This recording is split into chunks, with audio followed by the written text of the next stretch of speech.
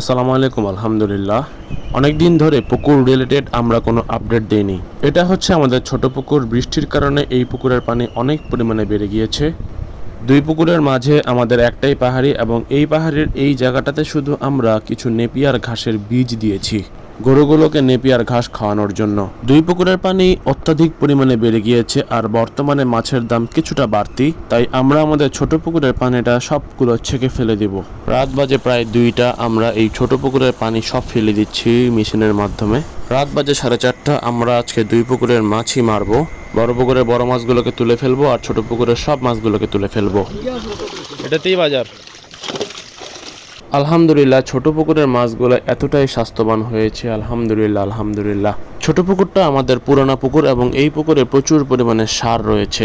এই পুকুরে যে কোনো মাছই খুব দ্রুত বৃদ্ধি হয়। আমরা চেষ্টা করছি এই মাছ সেক্টরটাকে নতুন ভাবে আগানোর। আমরা এই সেক্টরে নতুন, আমাদের অভিজ্ঞতা কমতি থাকবে, এটাই স্বাভাবিক। কারো যদি কোনো বুদ্ধি পরামর্শ থাকে যে ভাই এটা করা যায়, এটা করলে কেমন হয়, ইনশাল্লাহ আমাদেরকে জানাবেন, আমরা সেটা অ্যাপ্লাই করার চেষ্টা করব। সিলভার রুই মিল্কাগুলো আমরা ছেড়েছিলাম 4-5 কেজি বা 10 কেজি। সেই মাছগুলো এখন এক একটা 1.5 কেজি করে হয়েছে। আলহামদুলিল্লাহ। বাটা মাছটা আমরা ছেড়েছিলাম রেনু হিসাবে। আমরা রেনু হিসেবে ছেড়েছিলাম বাটা মাছ 1 কেজি। আলহামদুলিল্লাহ, বাটা মাছ অনেক পরিমাণে টিকছে, এবং পুরো পুকুরে বাটা মাছটা ভরে গিয়েছে।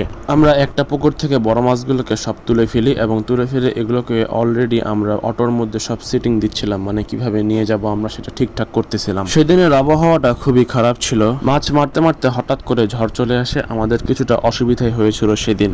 পরে আমরা আমাদের পাশের বড় পুকুরটাতে জাল মারি। বাটা আর পুঁটি আমরা রেনু ছাড়ার কারণে প্রচুর পরিমাণ আলহামদুলিল্লাহ প্রোডাকশন হয়েছে আমাদের, এবং অনেক পরিমাণে মাছ টিকেছে। সেজন্য আমাদের পুকুরে এই পোনার সাইজটা একটু বেশি।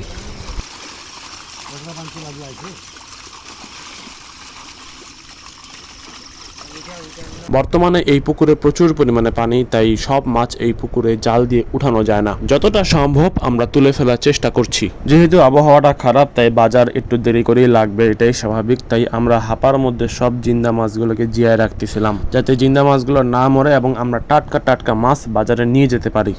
এই ঝড়টার কারণে আমাদের অনেক সমস্যার ফেস করতে হয়েছে, তবে কিছুই করার নেই। এটা অবশ্যই উপর আল্লাহর একটা রহমত ছিল। আল্লাহ আমাদের সবাইকে হেফাজত করুক।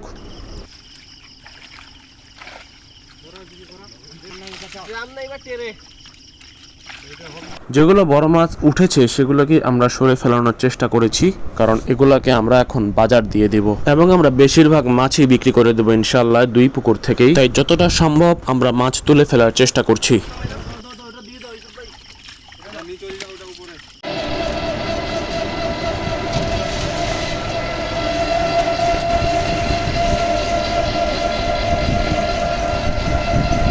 যেহেতু আমরা আজকে ঠিক করেই ফেলেছি এবং জাল নামিয়েই ফেলেছি যে আমরা মাছ মারবো, আবহাওয়া খারাপ হোক আর ভালো হোক, আমাদেরকে এগুলো বাজারে নিয়ে যেতেই হবে। তাই আমরা একদম ভোরেই, আমরাই হয়তোবা প্রথম যারা বাজারে ঢুকেছি, কারণ সকাল সকালেই মাছের দামটা বেশি থাকে, এবং প্রথম দ্বিতীয়বারই মাছের সবচেয়ে বেশি দামে বিক্রি হয়।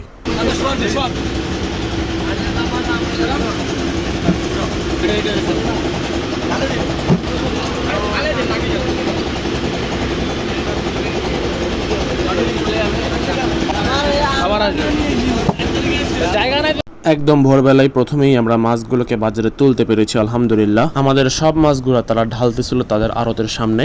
রুই মির্কাগুলো আমরা 8,300 টাকা মন পাই। আলহামদুলিল্লাহ, বাজার আমরা ভালোই পেয়েছিলাম। এই পুকুরে আমরা আজকে সকালে মাছ মারলাম, এবং এই পুকুরটা কিছুক্ষণ আগে আপনারা দেখেছেন কতটা ভরাট হয়েছিল। এই পুকুরে মাছগুলো আমরা একদম খালি করে দিচ্ছি। ইনশাআল্লাহ সামনে আমরা এই পুকুরে কি মাছ ছাড়বো অবশ্যই আপনাদেরকে জানানোর চেষ্টা করবো ইনশাআল্লাহ। আমাদের জন্য দোয়া করবেন, আল্লাহ যেন আমাদের ব্যবসায় বারাকা দান করে, এবং আমরা চেষ্টা করছি আমাদের দিক থেকে। হয়তো আমরা মাছে আমাদের মূল টাকাটা তুলতে পারিনি এখন পর্যন্ত, কিন্তু আমরা চেষ্টা করছি। আমরা আমাদের ভুলগুলোকে বুঝতে পেরেছি, এবং ভুল থেকে কিভাবে শিক্ষা নিয়ে আমরা আবার নতুন করে মাছ চাষ করতে পারি সেটাও আমরা সিদ্ধান্ত নিয়েছি। তাই ইনশাল্লাহ সামনে যেগুলো পদক্ষেপ নিব, সেগুলো যদি কোনো ভুল ত্রুটি হয়ে থাকে ইনশাল্লাহ আমাদেরকে জানাবেন, আর আপনাদের অভিজ্ঞতাও ইনশাল্লাহ আমাদের সাথে শেয়ার করবেন। আমরা সবসময় পুঙ্খানুপুঙ্খভাবে সত্যতা জানানোর চেষ্টা করি। এই ছিল আজকের ভিডিও। আসসালামু আলাইকুম ওয়া রাহমাতুল্লাহ।